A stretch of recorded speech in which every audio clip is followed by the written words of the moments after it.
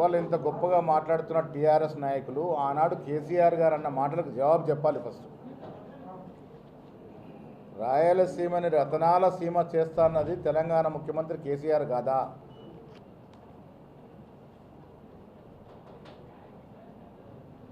జీవోలు బివోలు జాంతేనై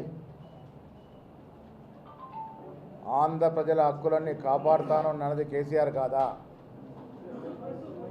వీరు ఆనాడు ఉదాసీనంగా వివరించినారు కాబట్టే అప్పుడున్న ముఖ్యమంత్రి మొదట్లో ఉన్నటువంటి చంద్రబాబు కానీ ఆ తర్వాత వచ్చిన జగన్మోహన్ రెడ్డి గారు కానీ ఆ ఇద్దరితోనూ కేసీఆర్ గారు కలిసి భోజనాలు చేయడం, విందులు వినోదాలు చేసుకోవడం,